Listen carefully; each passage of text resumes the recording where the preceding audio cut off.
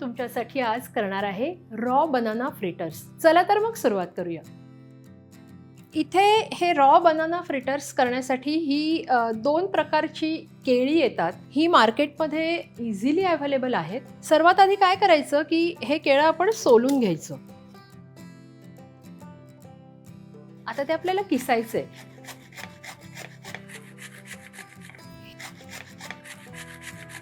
हे आता आपलं केळं किसून झालेलं आहे। केळं किसल्यावर लगेच आपल्याला ते पाण्यात घालावं लागतं, नाहीतर ते काळं पडतं। इथे ही दोन केळी किसून मी घेतली होती, पाण्यात घातली होती। आता हे सुद्धा आपण त्यात घालू। मी 3 केळी घेतलेली आहेत टोटल। केळ्यांना थोडासा चीक असतो, त्यामुळे ही पाण्यात घातली की तो चीकही निघून जातो आणि केळी काळीही पडत नाहीत। ही जी केळी आपण किसून घेतलेली आहेत ती आता पाण्यातून आपण पिळून घ्यायची। त्याचं सगळं पाणी काढून टाकायचं। कच्ची केळी म्हणजे पोटॅशियमचा खजाना असतो। ह्याच्यात भरपूर प्रमाणात पोटॅशियम आहे आणि त्यामुळे आपली रोगप्रतिकार शक्तीही वाढते। आपण अख्खा दिवस अगदी खूप उत्साही राहतो। म्हणून आपल्या आहारात कच्च्या केळ्याचं महत्त्व खूप जास्त आहे। त्याचप्रमाणे ह्याच्यामध्ये फायबर्स पण खूप असतात आणि फायबर्सचे जे फायदे आहेत ते आपल्या सगळ्यांनाच माहिती आहेत। त्यामुळे रोजच्या जेवणात एखादं कच्चं केळं खाणं हे खूप चांगलं असतं। आता आपण ह्यात एक एक करून सगळे मसाले घालणार आहोत। पहिल्यांदी हळद घालूया। ही 1 टीस्पून मी घेतलेली आहे। त्यानंतर 1 टेबलस्पून मिरची पावडर, 2 टेबलस्पून धणे जिरे पावडर, 1.5 टेबलस्पून ओवा, 1.5 टेबलस्पून जिरं। आता ही हिरवी मिरची आहे, ही मात्र आपल्या आवडीप्रमाणे घालायची आहे। ह्या साधारण 4 हिरव्या मिरच्या मी इथे घेतलेल्या आहेत। मी 3च घालते। आपल्याला जर तिखट जास्त आवडत असेल तर आपण जास्त मिरची वापरू शकतो। ही कोथिंबीर आहे, अर्धा कप कोथिंबीर मी इथे घेतलेली आहे। कोथिंबीर जरा जास्त घातली की पदार्थाची चव अगदी खूप छान येते। ही कांद्याची पात आहे, हिरव्या कांद्याची। फक्त ही पात घ्यायची आहे, कांदा नाही घ्यायचा आहे। ही सुद्धा मी अर्धा कप घेतलेली आहे। हिंग आहे अगदी 2 चिमटे, मीठ चवीप्रमाणे। आता इथे मी मक्याचं पीठ घेतलेलं आहे, पाव कप एवढं आहे। मक्याच्या पिठाने काय होतं ना, भाजी जास्त आपली खुसखुशीत होणार आहे। जरा सगळं एकदा मिक्स करून घेऊया। हे छान मिक्स झालेलं आहे, बघू शकता। आता ह्याच्यात आपण बेसन घालणार आहोत। हा बेसन साधारणतः 1.25 कप एवढा घेतलेला आहे। आधी जरा घालून बघायचं, कारण कधी कधी काय असतं, केळ्यात जर पाणी जास्त राहिलं तर त्याला जास्त थोडासा बेसन लागेल। तर मी आधी हा 1 कपच घातला आहे। हे जे उरलेलं बेसन आहे ते सुद्धा आपण आता ह्याच्यात घालून घेऊया।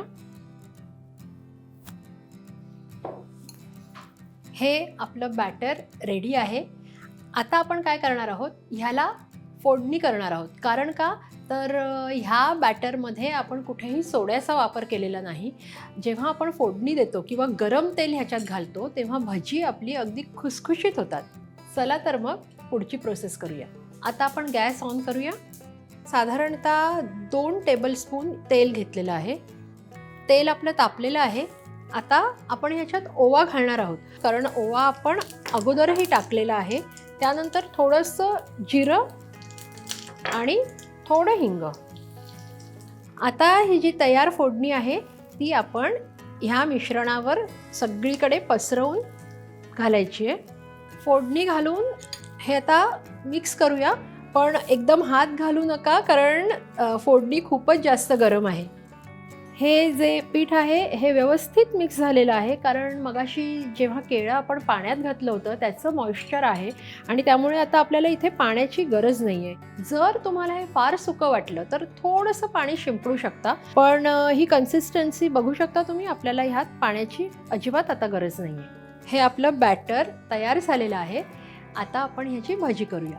तेल आपलं छान गरम झालेलं आहे, मात्र तेल गरम झाल्यावर आपण गॅस बारीक करायचा आहे, नाही तर काय होईल, आपण ती भजी टाकल्या टाकल्या पटकन करपतील वरून आणि आतून कच्ची राहतील। त्यामुळे मी आता इथे गॅस बारीक करून घेतलेला आहे। आपण आता ही भजी करायला घेऊया। ही भजी आपण जशी कांदा भजी करतो तशीच करायची आहे। ह्याला काही वेगळा शेप किंवा असं द्यायचं नाही आहे आपल्याला।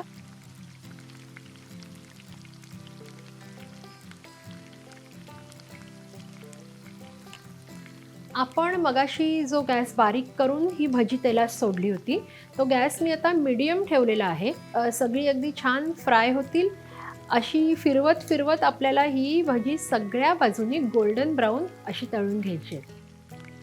आपली भजी तळून झालेली आहेत. बघू शकता तुम्ही, रंगही खूप सुंदर आलेला आहे. कुरकुरीत अशी आपली भजी तयार आहे. काढून घेऊया. अशाच प्रकारे आपण उरलेल्या सगळ्या भजी तळून घेऊया.